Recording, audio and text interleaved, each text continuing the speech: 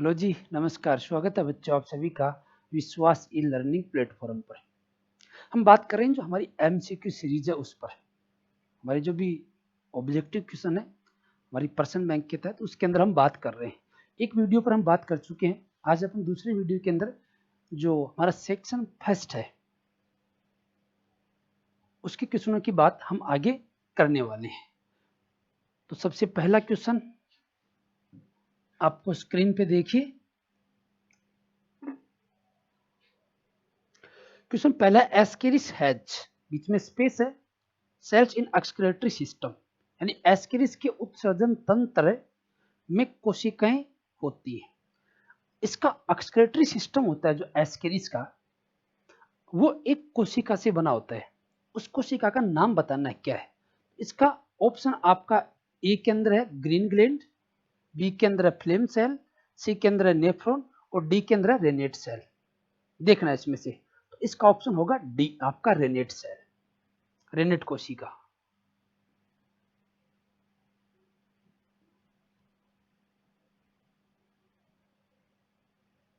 ये जो रेनेट कोशिका होती है एस्केरिस में, ये मॉडिफाइड होकर क्या बना देती है, इसका उत्सर्जित तंत्र बनाती है। जैसा कि जो नॉन कोर्डेटा के जितने भी फाइलम हम प्रोटोजोआ से लेकर इकोनोडर्मेटा तक स्टडी करते हैं, इनमें उत्सर्जन के लिए हमें कुछ विशिष्ट संरचना है वो देखने को मिलती है।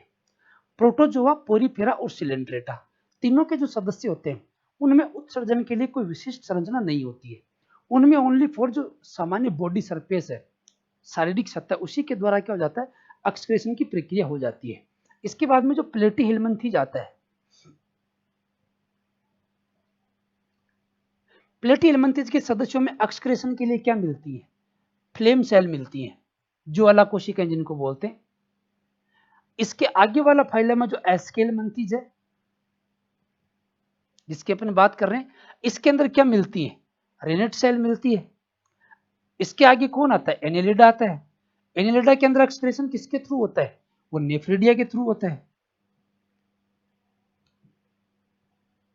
देखो, एक क्वेश्चन के साथ में कई सारे क्वेश्चन हमको क्या करने हैं, क्लियर करने हैं।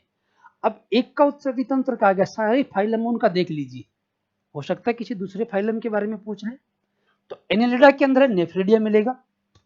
आर्थ्रोपोडा है, आर्थ्रोपोडा के अंदर क्या मिलेंगी, वहां अलग अलग ग्रुप के अंदर अलग अलग संरचनाएं देखने को मिलती है। जैसे ग्रीन ग्लैंड भी होती हैं, कॉक्सल ग्लैंड भी मिलती हैं और मेलपिगियन ट्यूब्यूल, मेलपिगियन नलिकाएं इंसेक्टों के अंदर मिलती हैं। आगे जो मोलस्क है वहां पर केबर कांग या बोजेनस कांग मिलता है। इस प्रकार से अलग अलग फाइलम के अंदर अलग अलग उत्सर्जित संरचनाएं, सब के बारे में ध्यान में रखिए। जो हमारा क्वेश्चन था यहाँ पर कि एस्केरिस के उत्सर्जन तंत्र के अंदर कौन सी सेल होती है, तो वो होती है रेनेट सेल। नेक्स्ट क्वेश्चन, अगला क्वेश्चन है, यही वह आधार है जिसके आधार पर मादा एस्केरिस की पहचान की जा सकती है। This is basic on which female Ascaris can be identify, यानी जो एस्केरिस है, एस्के हेलमंथीज या निमिट हेलमंथीज का जो मेंबर है, इसके अंदर क्या मिलती है हमको, सेक्सुअल डाइमोर्फिज्म मिलती है, लैंगिक द्विरूपता।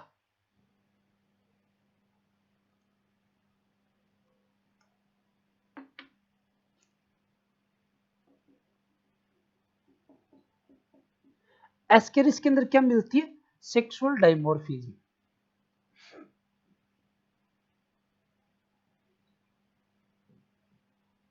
लैंगिक द्विरूपता यानी नर और मादा होते हैं वो अलग अलग होते हैं। इसके अंदर क्या होता है, जो मेल होता है उसका जो पोस्टीरियर पार्ट होता है, पश्च भाग, वो कोइल्ड होता है यानी कुंडलित होता है। जबकि जो फीमेल होती है उसका पीछे वाला भाग क्या होता है, सीधा होता है। इससे आराम से आइडेंटिफाई किया जा सकता है, बोले ये मेल है और ये फीमेल है।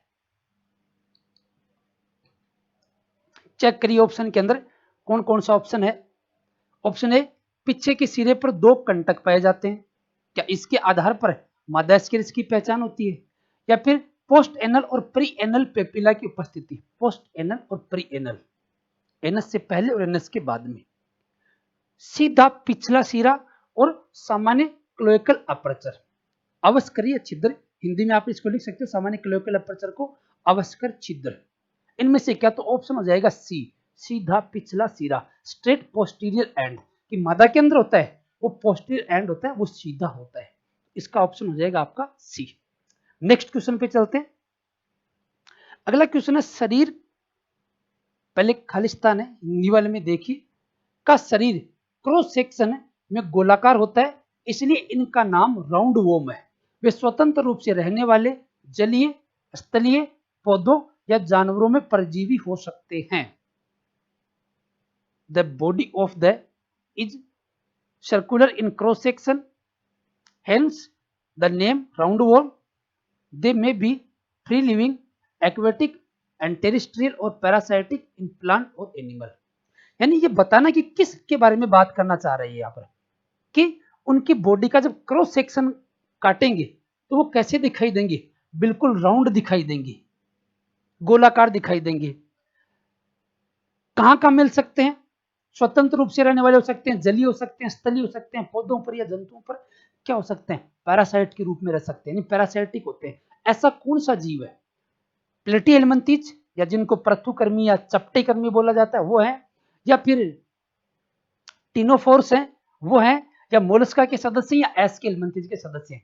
तो बेटा एस्केलमंथीज के जो सदस्य होते हैं वो क्या होते हैं, क्रॉस सेक्शन में गोल दिखाई देते हैं, इसलिए इनको सामान्यतः राउंड वॉर्म भी बोला जाता है। ठीक है, जल में मिल सकते हैं, स्थल में, या किसी भी पादप और जंतु पर पैरासाइट के रूप में ये हो सकते हैं। देखिए जो एस्केलमंथीज शब्द है,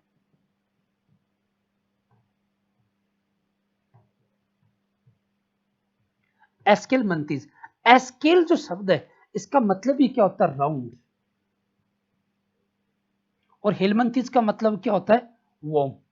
इस नाम का मतलब ही क्या, राउंड वर्म, गोल कर्मी। क्रॉस सेक्शन, जैसे ऐसी लंबी बॉडी है, इसको जब काटेंगे तो क्रॉस में ऐसे गोल दिखाई देगी बिल्कुल ये। तो ऐसे किस सदस्यों के लिए होता है, सिंपल क्वेश्चन बन सकता है, राउंड वर्म कौन से हैं, ठीक है, या फिर पूछ लिया जलीय, स्थलीय, जंतु, पादपों पर पैरासाइट के रूप में मिलने वाले प्राणी है, तो इसका ऑप्शन हो जाएगा आपका D, SK helminths. Next question, अगला क्वेश्चन है व्हाट डज ए, ये थोड़ा सा यहाँ पर मिसप्रिंट हो गया, इसको ठीक कर लीजिए, सूडोसिलोमेट आ गया, इसकी जगह आप एस्केलमंथीज करिए, aschelminthes. What does aschelminthes have that a platyhelminthes does not have, यानी एस्केलमंथीज जंतुओं में ऐसा क्या पाया जाता है जो प्लेटीहेलमंथीज के जंतुओं में नहीं पाया जाता है। इंग्लिश वाले चेंज कर लीजिए, इसके अंदर सूडोसिलोमेट की जगह एस्केलमंथीज कर लीजिए, हिंदी में ठीक है। अब इसमें से क्या, जो बोलो एस्केलमंथीज में तो मिलता है लेकिन प्लेटीहेलमंथीज के सदस्यों के अंदर नहीं मिलेगा, इसका ऑप्शन हो जाएगा आपका संपूर्ण आहार नाल, complete alimentary canal, option c इसका हो जाएगा। जो एस्केलमंथीज में तो मिलेगा लेकिन प्लेटीहेलमंथीज के सदस्यों के अंदर नहीं पाया जाएगा। ये हमको पूछा है कि एस्केलमंथीज में जो है और प्लेटीहेलमंथीज के अंदर नहीं है, तो वो ऑप्शन सी हो जाएगा इसका, complete alimentary canal. Next question,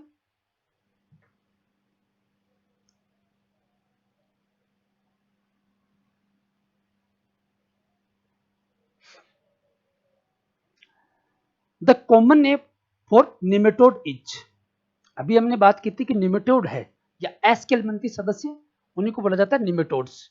एस्केलमंथीज बोलिए, निमेटहेलमंथीज बोलिए, निमेटोडा बोल दीजिए इनको, इन्हीं के बारे में शब्द काम में लिया जाता है। संघ निमेटोडा के सदस्यों को इस नाम से भी जाना जाता है, क्या बोला जाता है इनको, राउंड वॉर्म यानी गोल कर्मी बोला जाता है, एनुलेटेड वॉर्म यानी वलयित कर्मी बोला जाता है, फ्लैट वॉर्म चपटे कर्मी बोला जाता है, या फिर ये सभी इनको लिए बोला जाता है। तो जो निमेटोड्स है इनको क्या बोला जाता है, राउंड वॉर्म, गोल कर्मी। अभी मैंने बताया ना एस्केलमंथीज का कॉमन नाम क्या हो गया, सामान्य नाम राउंड वॉर्म। वैसे ही जो प्लेटीहेलमंथीज के सदस्य हैं, फाइलम प्लेटीहेलमंथीज, प्लेटीहेलमंथीज के सदस्यों को क्या बोला जाता है, जैसे एस्केलमंथीज में मैंने बताया एस्केल का मतलब राउंड, वैसे प्लेटीहेलमंथीज में प्लेटीज का मतलब क्या होता है, फ्लैट, हेलमंथीज का मतलब क्या होता है, वॉर्म, हिंदी में क्या बोलेंगे, चपटे कर्मी। बॉडी इनकी क्या होती है, बिल्कुल फ्लैट होती है, चपटी होती है। तो प्लेटीहेलमंथीज के सामान्य सदस्यों को सामान्यतः क्या बोला जाता है, चपटे कर्मी बोला जाता है। जबकि निमेटोड या एस्केलेमंथिस के सदस्यों को सामान्यतः क्या बोलेंगे, राउंड वॉर्म बोलेंगे। तो इसके अंदर आपका ऑप्शन है ए सही हो जाएगा, राउंड वॉर्म। ठीक है, नेक्स्ट क्वेश्चन पर बात करते हैं। अगला क्वेश्चन है the member of phylum Nematoda. ये बड़ा महत्वपूर्ण क्वेश्चन है। एक क्वेश्चन 3 क्वेश्चनों को कवर कर रहा है, ध्यान दीजिए यहां पर, डेफिनेट यहां से क्वेश्चन आपको मिल सकता है कि संघ निमेटोडा के सदस्य होते हैं, संघ निमेटोडा के सदस्यों की विशेषता बतानी है। ऑप्शन एक के अंदर triploblastic, coelomate and bilateral symmetrical, यानी त्रिकोर की होते हैं, एकगुही की होते हैं, या जिनमें सममिति वो कैसी होती है, द्विपार्श्व सममिति होती है। ऑप्शन बी है द्विकोर की। इंग्लिश वाले यहां पर चेंज कर लीजिए, इंग्लिश में ट्रिप्लोब्लास्टिक आ गया, इसको डिप्लोब्लास्टिक कर लीजिए हिंदी में, ठीक है। बी वाले में ट्रिप्लोब्लास्टिक की जगह डिप्लोब्लास्टिक करिए, diploblastic, pseudocoelomate and bilaterally symmetrical. C के अंदर क्या है, triploblastic, pseudocoelomate and radial symmetrical. D option है triploblastic, pseudocoelomate and bilateral symmetrical, यानी त्रिकोर की, कूट गुही की है, वह द्विपार्श्व सममित। ऑप्शन होगा इसका सही आपका डी। ठीक है, अब समझिए इनका मतलब क्या क्या है कि जो निमेटोड है,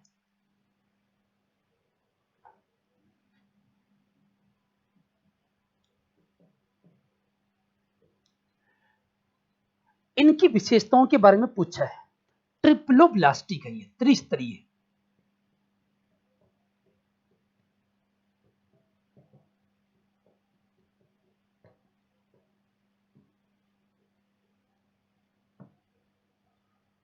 पीछे के वीडियो में भी मैंने आपको बताया था त्रिस्तरीय का मतलब क्या है, कि जिनके डेवलपमेंट के दौरान गेस्ट्रुला अवस्था में 3 स्तर बनते हैं, एक्टोड्रम, मीजोड्रम और एंडोड्रम। ये 3 स्तर बनेंगे, उसको क्या बोलेंगे, ट्रिप्लोब्लास्टिक। और जिसकी डेवलपमेंट में एक्टोड्रम और एंडोड्रम 2 ही बनेंगे, उसको बोलेंगे अपन डिप्लोब्लास्टिक। तो याद करिए, प्लेटीहेलमिन्थस जो फाइलम है, प्रोटोजोआ सबसे पहला, प्रोटोजोआ के बाद में पोरीफेरा, इसके बाद में सिलेंट्रेटा, इसके बाद में प्लेटीहेलमिन्थस, इसके बाद में एस्केलेमंथिस, इसके बाद में एनेलिडा, आर्थ्रोपोडा, मोलस्का, इकाइनोडर्मेटा। देखो पैटर्न बता रहा हूं, इससे ध्यान रखिए। प्लेटीहेलमिन्थस के जो सदस्य होते हैं, यहां आने के बाद में क्या हो जाते हैं, ये ट्रिप्लोब्लास्टिक हो जाते हैं। आने वाले आगे सारे के सारे क्या होंगे, ट्रिप्लोब्लास्टिक होंगे। एस्केलेमंथिस हो, एनेलिडा, आर्थ्रोपोडा हो, मोलस्का हो, इकाइनोडर्मेटा हो, कोडेटो, सारे के सारे क्या होते हैं, ट्रिप्लोब्लास्टिक, क्योंकि यहीं से स्थापित हो जाता है प्लेटीहेलमिन्थस से। तो निमेटोड की पहली विशेषता की ट्रिप्लोब्लास्टिक होते हैं। अब सिलोम के आधार पर देखेंगे तो ये एसिलोमेट होते हैं, सुडोसिलोमेट होते हैं, या फिर सिलोमेट होते हैं, इसके बारे में देखना है। देखो सिलोम के आधार पर प्राणी 3 प्रकार के होते हैं। एक होते हैं एसिलोमेट, एसिलोमेट,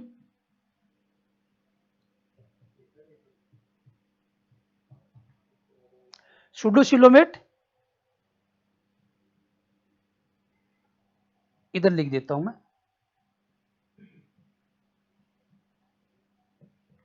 एसिलोमेट, सुडोसिलोमेट और सिलोमेट। पहले तो ये समझिए कि सिलोम क्या होती है। एलिमेंट्री कैनाल और बॉडी वॉल, यानी देह भित्ति और आहार नाल के बीच का स्थान जो मीजोड्रम से लेड होता है, आश्रित होता है, उसको बोलते हैं सिलोम। अब सिलोम के आधार पर प्राणी 3 प्रकार के, एसिलोमेट कि जिनके अंदर सिलोम नहीं पाई जाती, वो होते हैं एसिलोमेट। सुडोसिलोमेट या आभासी देह गुहीय या कूट गुहीय भी बोला जाता है, यानी इनमें आभासी देह गुहा होती है, वास्तविक नहीं मिलती है। सिलोमेट वो होते हैं जिनमें वास्तविक देह गुहा पाई जाती है। ये समझ लीजिए एक्टोड्रम है, ये एंडोड्रम। अब यहां पर दोनों तरफ क्या मीजोड्रम की सेल्स है, तो ये बीच वाला स्पेस है, क्या कहलाएगा, सिलोम कहलाएगा। जिन प्राणियों में सिलोम मिलती है उनको क्या बोलते हैं अपन, सिलोमेट। सुडोसिलोमेट का मतलब ये एक्टोड्रम, ये एंडोड्रम। अब मीजोड्रम होती है वो बीच बीच में रह जाती है ऐसे, तो लग रहा है बीच बीच में इसकी खालिस्तान है, स्पेस है, गुहा, लेकिन वास्तविक देह गुहा नहीं है, क्योंकि मीजोड्रम न इधर और न इधर। इस प्रकार की जो कंडीशन बनती है, इसको बोलते हैं अपन सुडोसिलोमेट। और जो निमेटोड है, या एस के हेलमिंथेस है, ये एक ऐसा ग्रुप है जो सूडोसिलोमेट है। कैसा ग्रुप है? सूडोसिलोमेट है। यहां से भी ध्यान रखिए, क्योंकि पहली बात ये मैंने कहा एक्टोड्रम, एंडोड्रम और मेसोड्रम। इसका मतलब सिलोम वास्तविक किस में बन पाएगी? जिसमें 3 स्तर होंगे, यानी जो ट्रिप्लोब्लास्टिक होगा। तो पहला ट्रिप्लोब्लास्टिक ग्रुप कौन सा है? था हमारा प्लेटीहेलमिंथेस। तो प्लेटीहेलमिंथेस के अंदर सिलोम नहीं बन पाती है। इसका मतलब प्लेटीहेलमिंथेस के सदस्य क्या होते हैं? एसिलोमेट होते हैं। ध्यान दीजिए, यहां से प्लेटीहेलमिंथेस के सदस्य क्या होंगे? एसिलोमेट। इसके बाद में एस्केलमिंथेस वाले सदस्य कैसे होंगे या निमेटोड कैसे होंगे? सूडोसिलोमेट, कूट देहगुइये या आभासी देहगुइये। एनेलिडा वाले सदस्य कैसे होंगे? सिलोमेट। एनेलिडा से लेकर नीचे वाले जितने सारे हैं, सारे के सारे क्या होते हैं? सिलोमेट, क्योंकि सिलोमेट डेवलप पैटर्न है। एनेलिडा के अंदर सिलोम बन गई, इसका मतलब इसके नीचे वाले जितने भी ग्रुप आएंगे, आर्थ्रोपोडा, मोलस्का, इकेनोडर्मेटा, सारे कोडेट, सारे के सारे क्या होते हैं? सिलोमेट होते हैं। इसलिए मुख्यतः याद रखने वाली बात क्या है? प्लेटीहेलमिंथेस का ध्यान में रखिए, एसिलोमेट होते हैं, वास्तविक देहगुआ नहीं मिलती है। एस्केलमिंथेस वाले कैसे हैं? सूडोसिलोमेट है, आभासी देहगुई है। बाकी सारे एनेलिडा से लेकर आगे वाले सारे क्या मिल जाएंगे? सिलोमेट मिल जाएंगे। तो ट्रिप्लोब्लास्टिक होंगे, कूट गुहिये होंगे और द्विपार्श्व सम्मित यानी बाइलेटरली सिमेट्रिकल होंगे। द्विपार्श्व सम्मिति मिलेगी। ये भी देखिए, प्लेटीहेलमिंथेस के बाद में जितने भी सदस्य हैं, सारे क्या होते हैं? सब में क्या मिलेगी? Bilateral symmetrical. इकाइनोडर्मेटा के वयस्क को छोड़कर, इकाइनोडर्मेटा के वयस्क के अंदर क्या मिलेगी? जैसे स्टारपिस है और ये सम्मिति, लेकिन लार्वा में क्या मिलेगी? द्विपार्श्व सम्मिति। तो ध्यान रखिए, प्लेटीहेलमिंथेस से लेकर आगे वाले सारे के सारे ग्रुप में कौन सी सम्मिति मिलेगी? द्विपार्श्व सम्मिति। तो हमें पूछा एस्केलमिंथेस में, तो डेवलपमेंट के आधार पर ट्रिप्लोब्लास्टिक है, 3 जनन स्तर है। वास्तविक देहगुआ नहीं मिलेगी, आभासी देहगुआ मिलती है, यानी सूडोसिलोमेट है, और सिमेट्री इसके अंदर बाइलेटरल सिमेट्री मिलेगी। ठीक है, तो तीनों पॉइंट यहाँ पर क्लियर हो गए। मुझे समझिए कि एक के साथ में 3 क्वेश्चन आपके यहाँ से क्लियर हो जाते हैं। महत्वपूर्ण है, डेफिनेट इस प्रकार का क्वेश्चन है जो आपको एग्जाम में मिल सकता है। डेफिनेट वाला क्वेश्चन है ये कि इसकी प्रायोरिटी सबसे ज्यादा है। चलो जी, नेक्स्ट क्वेश्चन पर बात करते हैं। अगला जो हमारा क्वेश्चन है वो है life cycle of Fasciola हिपेटिका is completed in. Fasciola हिपेटिका जो है वो अपनी लाइफ या जीवन चक्र किसके अंदर कंप्लीट करता है? भेड़ और मनुष्य के अंदर, मनुष्य और घोंगे के अंदर, मनुष्य भेड़ व घोंगे के अंदर, और भेड़ व घोंगे के अंदर, यानी शिप एंड स्नेल। इसका ऑप्शन हो जाएगा डी आपका, शिप एंड स्नेल, यानी भेड़ और घोंगे के अंदर फेसियोला हिपेटिका। अब ये समझिए फेसियोला हिपेटिका के बारे में। फेसियोला हिपेटिका को सामान्यतः क्या बोला जाता है? लीवर फ्लूक भी बोला जाता है, यकृतकृमि। फाइलम प्लेटीहेलमिंथेस का मेंबर है ये लीवर फ्लूक। कहां मिलता है? भेड़ के अंदर। भेड़ के लीवर के अंदर मिलता है, इसलिए तो यकृतकृमि बोलता है, यकृत के अंदर है। अब जो पैरासाइट होते हैं बॉडी के अंदर जो रहते हैं उनको बोलते हैं एंडोपैरासाइट, अंतःपरजीवी। शरीर के बाहर रहेंगे उनको बोलते हैं एक्सोपैरासाइट। फेसियोला हिपेटिका एक एंडोपैरासाइट है, अंतःपरजीवी है। और जो अंतःपरजीवी होते हैं वो मोस्टली क्या करते हैं? अपनी लाइफ होते हैं वो 2 जीवों के अंदर स्पेंड करते हैं। ठीक है, तो जो फेसियोला हिपेटिका है वो कहां स्पेंड करेगा अपना जीवन चक्र? इसके अंदर एक तो हो जाएगी भेड़, शिप, एक हो जाएगा घोंगा, स्नेल। इन 2 के अंदर अपनी क्या करता है? लाइफ ये कंप्लीट करता है। तो ऑप्शन डी आपका सही हो जाएगा, भेड़ एंड घोंगा। क्लियर है? चलो आगे चलते हैं। नेक्स्ट क्वेश्चन है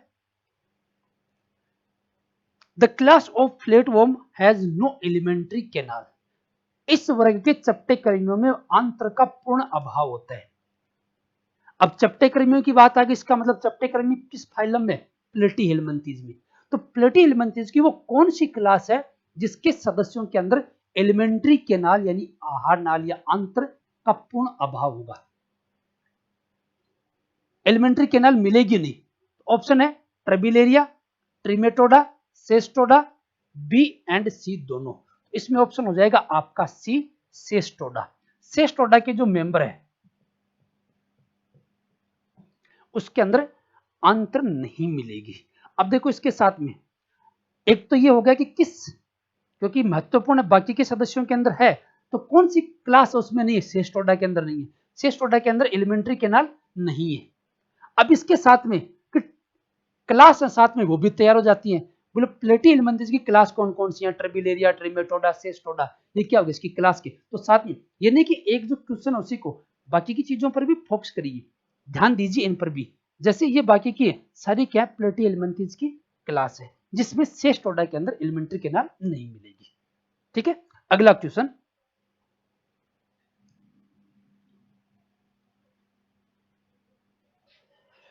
नेक्स्ट क्वेश्चन है मेक करेक्ट पेयर। पेयर बनाना आपका, आपको ऑप्शन दे रखी है इनके अंदर, सामने दे रखी है, इनके जो कॉमन नाम है उसे इनको मिलाना है। पहला कॉमन जेलीफिश, सामान्य जेलीफिश। सी पेन, समुद्री पंखा जिसको बोलते हैं। Organ pipe coral, organ pipe coral Hindi में। पोर्तुगीज मैन ऑफ वॉर, पुर्तगाल का सैनिक। आगे वाले जो ऑप्शन है उससे मिलाना है कि कौन से को क्या बोला जाता है। तो ये जो ऑप्शन है कॉमन जेलीफिश, ये किसको बोला जाता है? ये ओरिलिया को बोला जाता है। तो यानी ए के सामने क्या हो जाएगा? 3 नंबर ओरिलिया। देख लीजिए कौन से में, ए में 3, बी ऑप्शन के अंदर हो जाएगा ए में 3। ठीक है, यानी जेलीफिश किसको बोला जाता है? ओरिलिया को।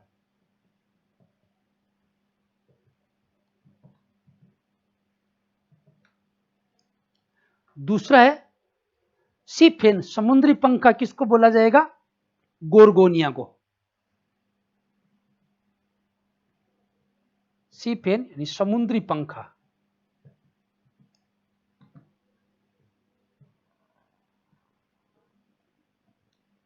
गोरगोनिया को क्या बोला जाएगा? समुद्री पंखा। समुद्री पंखा सी फेन किसको बोला जाता है? गोरगोनिया को। कॉमन नाम ध्यान में रखिए, काफी इंपॉर्टेंट है ये। इसके अलावा ऑर्गन पाइप कोरल, किसको बोला जाएगा? ट्यूबिपोरा को। नाम से ट्यूबिपोरा, ट्यूब, ट्यूबिपोरा के अंदर क्या है? ट्यूब। पाइप कोरल किसको बोला जाएगा? ऑर्गन पाइप कोरल, ये ट्यूबिपोरा को बोला जाएगा। और पुर्तगाल का सैनिक किसको बोला जाएगा? फाइसेलिया को, पुर्तगाल का सैनिक। पुर्तगाल के जो सैनिक होते हैं उनकी जैसी टोपी होती है, उसके जैसे कुछ फाइसेलिया की स्ट्रक्चर होती है इस प्रकार की, इसलिए इसको पुर्तगाल का सैनिक बोला जाता है। कुछ इस प्रकार से फाइसेलिया की स्ट्रक्चर होती है। तो मिला लीजिए, ऑप्शन आपका बी के अंदर ये सारे मैच कर रहे हैं।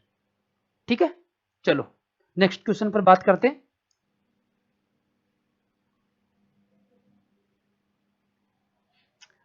अगला क्वेश्चन है हमारा, which animal is also known as dead man's finger, मृत मनुष्य की अंगुलियां, किस वंश के जीव को जाना जाता है इस नाम से? ठीक है, एल्सायोनियम है, गोरगोनिया है, ट्यूबिफोरा है और पेनेटुला है। पहचानिए। तो इसके अंदर होगा ऑप्शन आपका ए, एल्सायोनियम। एल्सायोनियम को मृत मनुष्य की अंगुलियां, ये कॉमन नाम है, मृत मनुष्य की अंगुलियों के नाम से इनको जाना जाता है। ब्रांच होता है, शाखाएं होती है, जैसे अंगुलियां होती है उस प्रकार से ब्रांच शाखाएं होती है, उन पर क्या होता है? डिपोजिशन हो जाता है। इनको कॉमनली जाना जाता है मृत मनुष्य की अंगुलियों के नाम से। किसको जाना जाएगा? एल्सायोनियम को। ठीक है, अगले क्वेश्चन पर चलते हैं। नेक्स्ट क्वेश्चन हमारा, सिग्नेडेरिया के अधिकांश सदस्य, मेजोरिटी ऑफ नेडेरियंस, नेडेरिया या जो सिलेंड्रेटा के सदस्य होते हैं वो मोस्टली कहाँ मिलते हैं? एक तो होता है समुद्रीय, जिस पानी में क्या होता है? साल्ट होते हैं, लवणों की मात्रा होती है, यानी मेराइन वाटर बोला जाता है। फ्रेश वाटर के अंदर टेरेस्ट्रियल स्थल पर मिलेंगे या पैरासाइटिक किसी दूसरे पर मिलेंगे। तो निडेरिया या सिलेंड्रेटा के जो सदस्य होते हैं वो मुख्यतया मेराइन होते हैं। ऑप्शन ए सही हो जाएगा इसका, मेराइन। समुद्रीय होते हैं, यानी समुद्र के अंदर ये मिलते हैं। नेक्स्ट क्वेश्चन पे चलते हैं।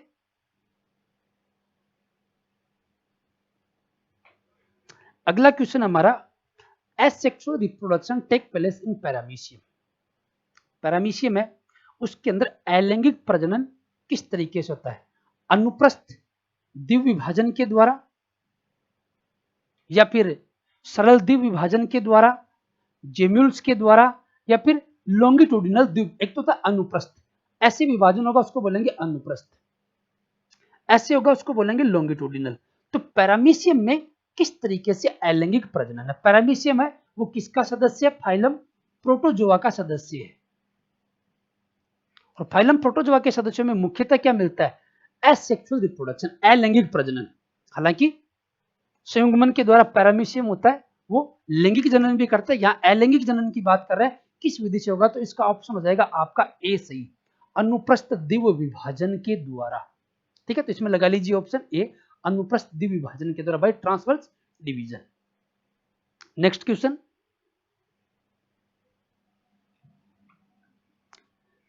देखिए नेक्स्ट क्वेश्चन, पहले साथ में आप भी ट्राई करते रहिए कि आपके कितने क्वेश्चन सही हो रहे हैं। The main function of contractile vacuole found in protozoa.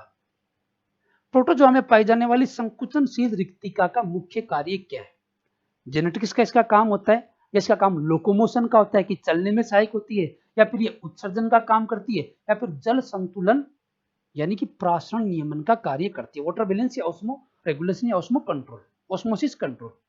समझिए, ये जैसे अमीबा है, एक कॉन्ट्रेक्टाइल वैक्यूल होती है। अब अमीबा पानी में रहता है, तो इसकी बॉडी के अंदर क्या होता है, पानी आता रहता है। अब लगातार पानी आएगा तो इसकी बॉडी तो क्या हो जाएगी, फट जाएगी। तो अब जो अतिरिक्त पानी होता है उसको क्या करेगी, ये मेम्ब्रेन के पास आएगी और फट जाएगी, बाहर निकाल देगी। इससे क्या होता है, कहीं ना कहीं प्रासरण नियमन होता है वो भी बना रहता है। ठीक है, इसका आपका जो ऑप्शन है वो हो जाएगा डी, जल संतुलन। जल संतुलन यानी वाटर बैलेंस या ऑस्मो रेगुलेशन, दोनों इसके ऑप्शन एक में दे रखे हैं। जल संतुलन या प्रासरण नियमन का काम करती है संकुचनशील रिक्तिकाएं, जो प्रोटोजोआ के सदस्यों के अंदर पाई जाती है। बड़ी बड़ी ऐसी वैक्यूल्स होती है जो क्या करती है, ऑस्मो रेगुलेशन का काम करेंगी और पानी का संतुलन बॉडी के अंदर बना करेगा। अतिरिक्त जो पानी होगा उसको बाहर निकालती रहेंगी। क्लियर है?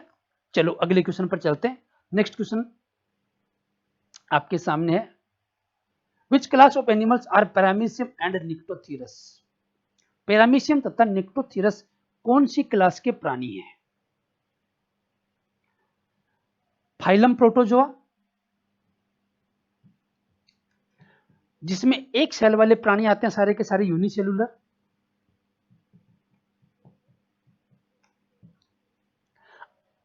पैरामीशियम निक्टोथीरस सदस्य तो किसके हैं, प्रोटोजोआ के सदस्य हैं, लेकिन प्रोटोजोआ के अंदर भी क्लास है।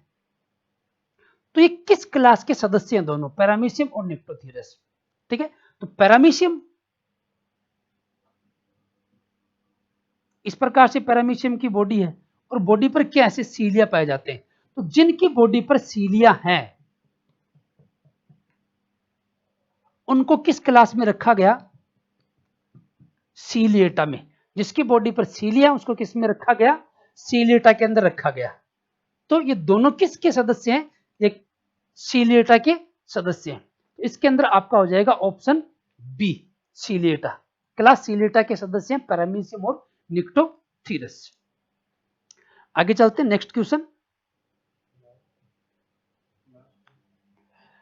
हमारा लास्ट क्वेश्चन है, animal of which class of protozoa are parasites.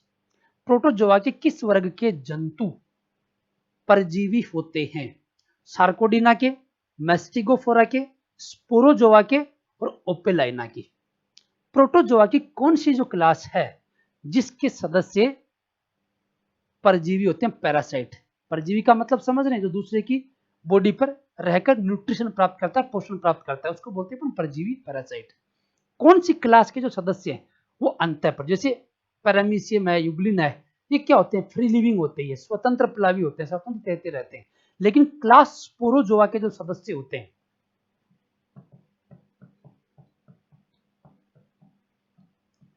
Class Sporozoa, इसके सदस्य मुख्यतः क्या होते हैं, एंडोपैरासाइट होते हैं, परजीवी नेचर के होते हैं। तो आपका यहाँ ऑप्शन हो जाएगा इसके अंदर सी सही। ये थे कुछ क्वेश्चन। ठीक है, क्वेश्चन हमारे 15 थे, लेकिन 15 के साथ में ऐसे करिए कि काफी क्वेश्चन को आप क्लियर करिए साथ में। उद्देश्य यही है कि एक क्वेश्चन के माध्यम से आपके कई सारे क्वेश्चन क्लियर हो। रटने की कोशिश न करें, इनको समझने की कोशिश करें। जैसे मैंने पैटर्न बता दिया कि सिमेट्री आप कैसे याद रख सकते हैं, सिलोम आप कैसे याद रख सकते हैं, डिप्लो ट्रिप्लोब्लास्टिक आप कैसे याद रख सकते हैं। किसी भी फाइलम का पूछ लेना क्या फर्क पड़ता है, पैटर्न को ध्यान में रखिए। सारे आपके किसी भी फाइलम से संबंधित पूछेगा तो वो क्वेश्चन आपका क्लियर हो जाएगा। कंटिन्यू अपन जारी रखेंगे इसी प्रकार से हर एक सेक्शन के बारे में। आज का जो हमारा लेक्चर था ये भी सेक्शन ए से रिलेटेड था, क्योंकि सेक्शन ए के अंदर प्रोटोजोआ, पोरीफेरा, सिलेंट्रेटा, प्लेटी हेलमिंथेस और एस्केलमिंथेस के सदस्यों के बारे में हमको चर्चा करनी है। इनका जनरल कैरेक्टर से संबंधित कौन सी मुख्य विशेषताएं, कॉमन नाम वगैरह क्या है, क्या क्या विशेषताएं, क्लासिफिकेशन से संबंधित क्वेश्चन को कवर हम करते हैं। यानी टारगेट हमारा यही रहेगा कि हर सेक्शन के अंदर हर यूनिट के पोर्शन को कवर किया जाए। जुड़े रहिए, साथ में आप बने रहिए, हर सेक्शन के आपको ट्यूशन है वो मिलते रहेंगे कंटिन्यूस। आज की वीडियो के अंदर इतनी बात करेंगे, फिर मिलेंगे एक नई वीडियो के साथ में। तब तक के लिए थैंक यू, गुड बाय।